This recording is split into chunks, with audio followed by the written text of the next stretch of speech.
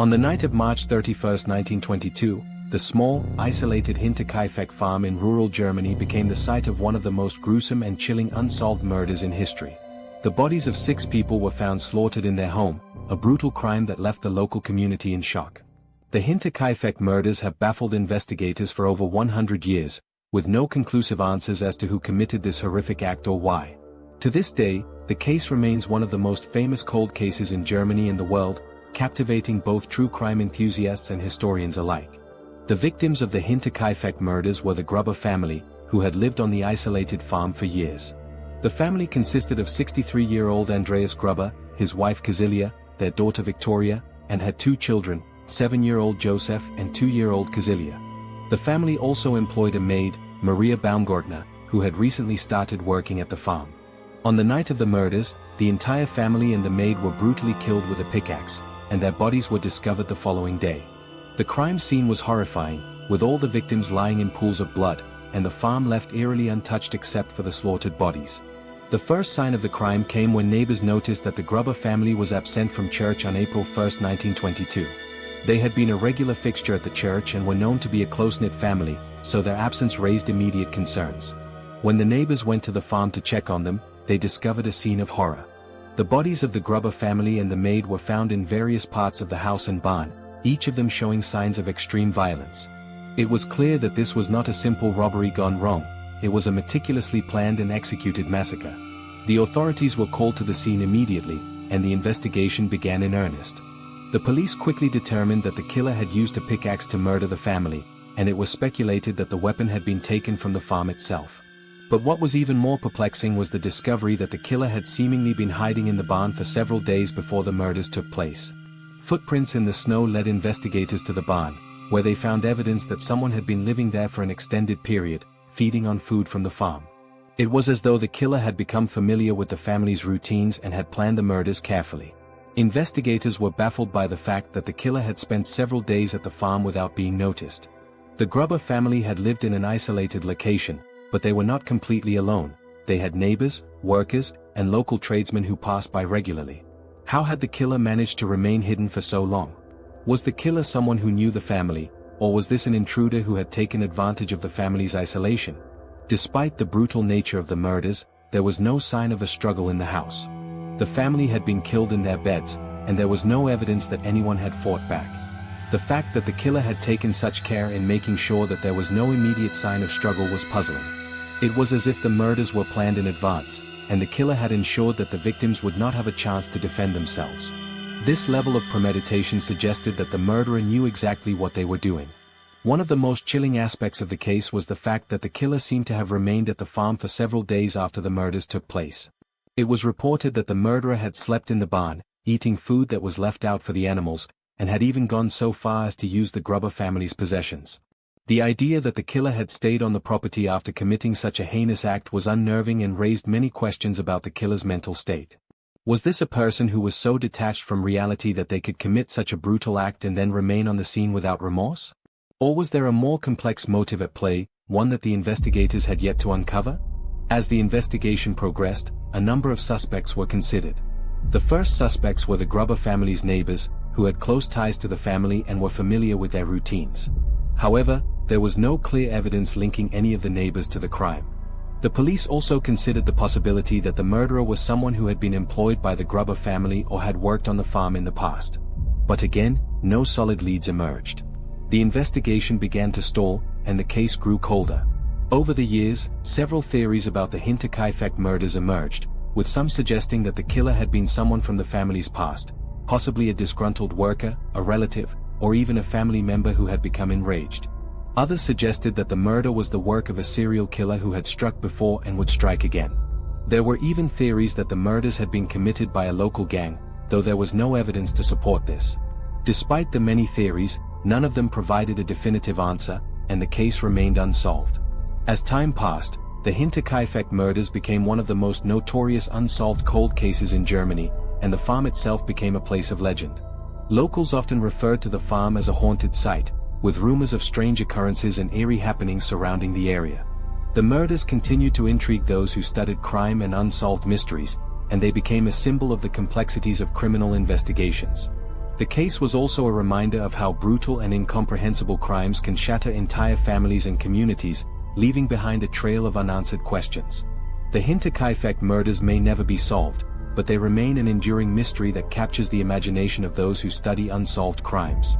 Who killed the Gruber family, and why? Was the killer someone close to the family, or was it a stranger who had come to the farm with a hidden agenda? The answers to these questions remain elusive, and the case continues to haunt those who have followed it over the years. Despite the passage of time, the gruesome and unsettling nature of the murders ensures that the Hinterkaifeck case will never be forgotten. As the investigation into the Hinterkaifeck murders progressed, the lack of solid leads began to weigh heavily on investigators. The crime scene was meticulously examined, but despite the detailed forensic work, the case continued to spiral into uncertainty. The brutal nature of the murders, 6 people slaughtered in cold blood with no immediate explanation, left many baffled. It was clear that whoever was responsible for the killings had been highly organized and determined, but their motives remained elusive. One of the most perplexing aspects of the case was the fact that there was no obvious motive for the killings. The Gruber family had lived a quiet, isolated life on their farm, and there was no evidence of any financial struggles or personal conflicts that would explain such a violent act. The family had not been involved in any known criminal activity, and their relationships with their neighbors seemed to be relatively peaceful. This made it difficult for investigators to identify a clear motive for the murders. Some of the most prominent theories centered around the possibility of a family dispute. The Gruber family was known to be close-knit, but there were hints of tension in the years leading up to the murders. Andreas Gruber, the head of the family, was a stern, strict figure, and some suggested that his authoritarian nature could have caused resentment within the household. Some theorized that one of his family members, possibly his daughter Victoria or her son, Joseph, could have been involved in the killings. But despite the suspicions, no solid evidence ever emerged to support this theory. The notion that a family member could have committed such a violent act seemed almost too unbelievable, yet it remained a topic of discussion among those following the case. Another possibility that emerged was that the murders were the result of a robbery gone wrong. In this theory, the killer or killers had come to the Hinterkaifeck farm with the intent to steal from the family, but when things went awry, they resorted to violence. However, the lack of any significant signs of a struggle or missing valuables made this theory unlikely. It was clear that the killer had intended to kill the entire family, as there were no signs of anything being taken from the house. The killer had also gone to great lengths to conceal the crime, making it appear as though the family had been targeted for reasons other than financial gain. The most chilling theory, however, was that the murders were committed by someone who had been hiding on the farm for days before the killings took place. The idea that the killer had been living among the family, perhaps feeding off their food and using their resources, added an eerie layer to the investigation. Investigators discovered that the Gruber family had noticed strange sounds and activities around the farm in the days leading up to the murders. Andreas Gruber had even reported seeing footprints in the snow around the house, though no one could identify the person responsible for making them. Some believed that the killer had been hiding in the barn or somewhere on the property, living among the animals and remaining undetected until the fateful night of the murders. This theory raised even more questions about the nature of the crime.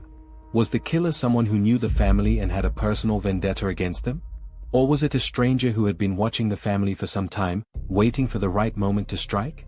The fact that the killer had been able to remain undetected for so long was unsettling, suggesting a level of cunning and patience that was terrifying. Could the killer have been hiding in the barn, watching the family go about their daily lives, waiting for the right time to make their move? As the investigation unfolded, it became clear that there were no easy answers to the mystery. Theories about the killer's identity and motives continued to shift, and each new lead seemed to open up more questions than answers. One of the most unsettling aspects of the case was the complete lack of evidence pointing to a single suspect. There were no witnesses, no confessions, and no clear motives that could explain the brutality of the crime. The killer had left no discernible trace of themselves behind, making it nearly impossible to track them down. One of the primary suspects in the case was a man named Joseph Gruber, the son of Andreas Gruber. Some investigators believed that Joseph had been responsible for the murders, either due to personal grievances with his family or as part of a larger plot. However, no evidence linking Joseph to the crime ever surfaced, and he was eventually ruled out as a suspect. This left investigators at a standstill, with no clear suspects and no new leads to pursue. As the years passed, new theories about the Hinterkaifeck murders continued to emerge. Some believed that the case was connected to a series of other unsolved crimes in the region, suggesting that the killer was a serial murderer who had moved on to other victims. Others speculated that the murder was part of a larger conspiracy involving multiple individuals. However, no one theory could provide a satisfactory explanation, and the case grew colder with each passing year. In the 1990s, a new theory emerged that suggested the murders could have been connected to a group of local criminals who had been active in the area at the time. Some believed that the Gruber family had been targeted by a gang of thieves who had decided to eliminate them to cover up their crimes. However, this theory was met with skepticism, as there was no concrete evidence to support the idea that the Grubers had been involved in any criminal activity. Despite the many theories that circulated over the years, the Hinterkaifeck murders remain an unsolved mystery. The case has been the subject of numerous books, documentaries, and podcasts, and it continues to captivate true crime enthusiasts around the world. The chilling nature of the murders, combined with the eerie isolation of the farm, makes the case one of the most haunting in criminal history. As time passed, the Hinterkaifeck farm itself became a symbol of the unsolved mystery. The property was abandoned for years, and the house eventually fell into disrepair. The farm, once the home of the Gruber family, was now a ghostly reminder of the brutal murders that had taken place there. The house, with its broken windows and crumbling walls, became a place of legend, attracting curious visitors and amateur sleuths who hoped to uncover the truth behind the grisly killings. Despite the continued interest in the case, the investigation remains cold, with no new developments or breakthroughs. The Hinterkaifeck murders continue to haunt the public imagination, with theories about the identity of the killer and the motive for the crime still circulating. The case is a reminder of how even the most brutal murders can remain unsolved, and how some mysteries may never be fully uncovered. As the investigation into the Hinterkaifeck murders continued, the lack of solid leads made it clear that solving this case would be no easy task. The fact that the Gruber family's killer, or killers, remained unidentified, despite the years of work and renewed interest in the case, only added to the mystery. As the decades passed, new theories were introduced, but none could provide the conclusive evidence needed to solve the crime. One of the most intriguing theories that persisted over the years was that the murders could have been the work of a serial killer. The idea that the Hinterkaifeck murders were part of a pattern of similar killings seemed to resonate with many investigators and true crime enthusiasts. There were a number of other unsolved crimes in the area around the same time, some of which bore a striking resemblance to the killings at Hinterkaifeck. Could the killer have been operating in the shadows, moving from one victim to the next without detection? The theory of a serial killer seemed plausible, but again, no concrete evidence ever emerged to substantiate it. For some, the idea that a stranger had committed the crime was difficult to accept.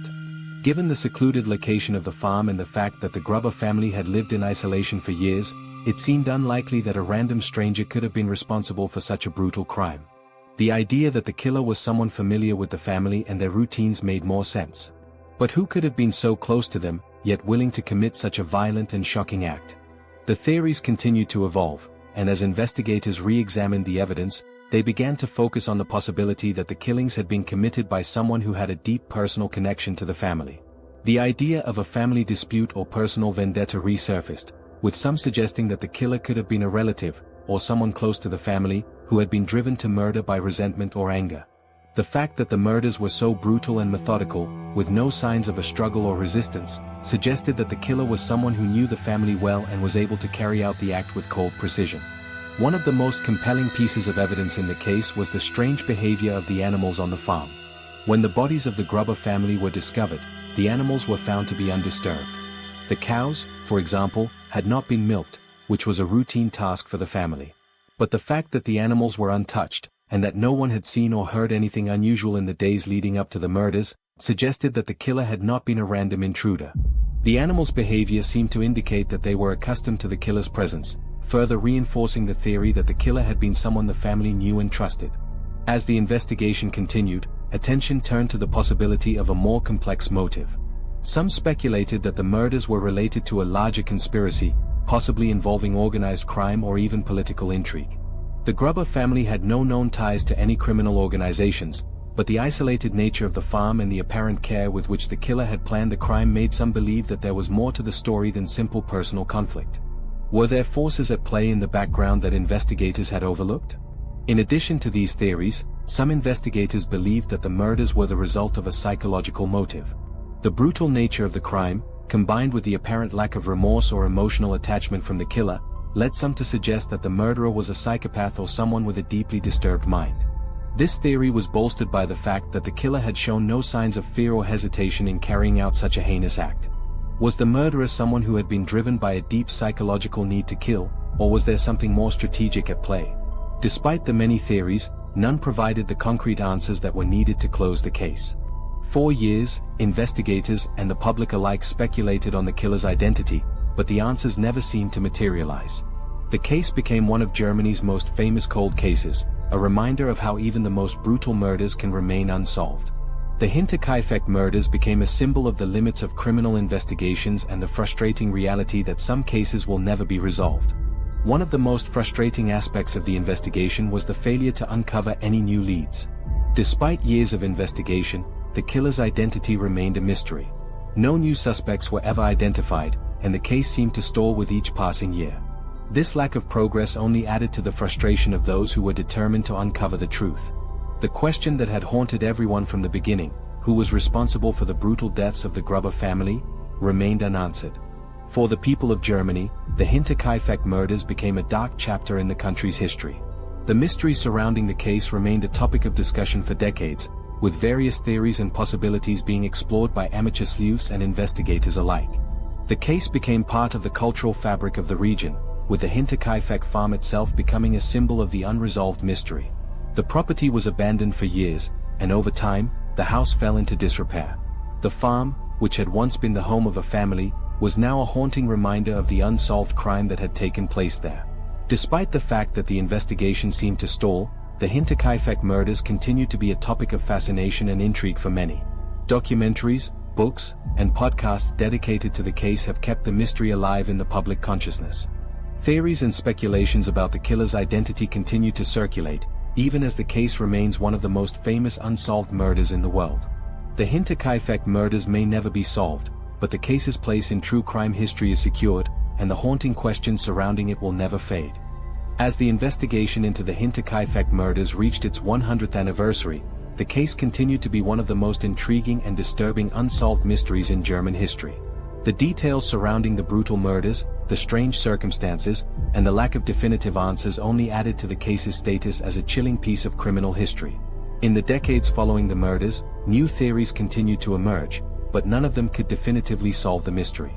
The Hinterkaifeck murders had become a symbol of how some crimes remain unsolved, no matter how much time passes. The emotional toll of the case was not just felt by the investigators who worked tirelessly on it but also by the local community. The people of the surrounding area had lived with the shadow of the Hinterkaifeck murders hanging over them for years. Local folklore and legends grew up around the case, and the farm itself became a place of mystery and fascination. The farm, which had once been the scene of an innocent family's home life, was now a dark and eerie reminder of the unsolved crime. The isolation of the property, combined with the brutal nature of the murders, made the farm a place that people both feared and felt drawn to. In the years following the murders, the investigation had been passed on from one generation of law enforcement officials to the next.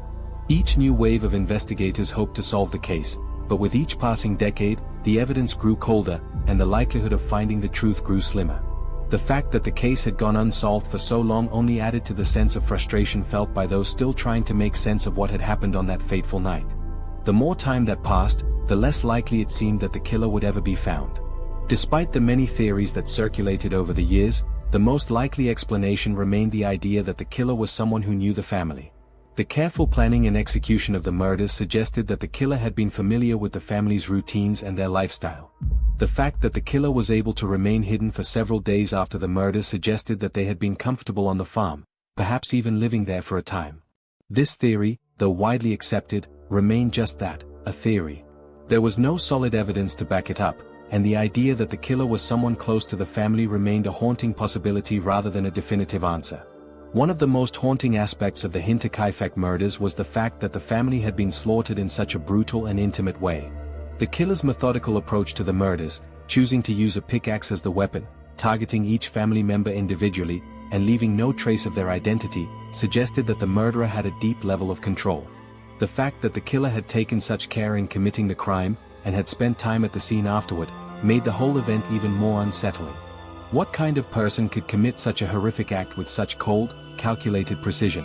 As the years went by, the case became a part of the broader cultural memory. The Hinterkaifeck murders were featured in numerous documentaries, books, and podcasts, each new account of the case sparking renewed interest in the mystery. True crime enthusiasts, amateur sleuths, and investigators continued to speculate about what happened on that night, but despite all the theories and re-examinations, the case remained unsolved. It became a symbol of the enduring nature of unsolved crimes, of how certain mysteries continue to haunt those who investigate them and those who follow them. In 2007, a new theory emerged that suggested the murders may have been committed by a man named Carl, who had been a former servant on the farm. According to some accounts, Carl had been fired by Andreas Gruber, the head of the family, after a disagreement. Some theorists believed that Carl's anger and resentment had driven him to commit the murders as a form of revenge. However, there was no concrete evidence to support this theory, and it remained just another possibility among many. Another theory that gained traction was the idea that the murders could have been the work of a serial killer who had been active in the region at the time. Some speculated that the killer was a man who had committed similar murders in other parts of Germany and had used the Hinterkaifeck farm as his next target. However, no evidence linking the murders to other unsolved crimes was ever discovered, and this theory was largely dismissed by investigators. The case also raised questions about the investigation itself. Some believed that the police had mishandled the case in its early stages, failing to preserve key evidence and making mistakes in the handling of the crime scene. The passage of time, combined with the lack of solid evidence, made it impossible to draw any definitive conclusions about what had happened.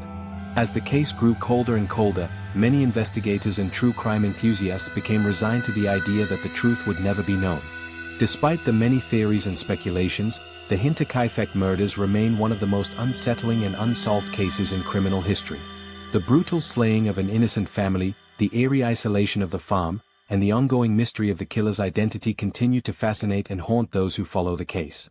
The Hinterkaifeck murders are a chilling reminder of how, in the world of true crime, some stories may never have a satisfying conclusion, and some killers may never face justice. The mystery surrounding the Hinterkaifeck murders continues to linger, a dark and unresolved chapter in the history of unsolved crimes. The case has become a symbol of the darkness that can exist in even the most rural and seemingly peaceful places, and the unanswered questions surrounding it will likely continue to intrigue and captivate people for generations to come. The Hinterkaifeck murders may never be solved, but the legacy of the Gruber family's tragic fate will continue to resonate in the world of true crime, a mystery that will never fade from the collective memory.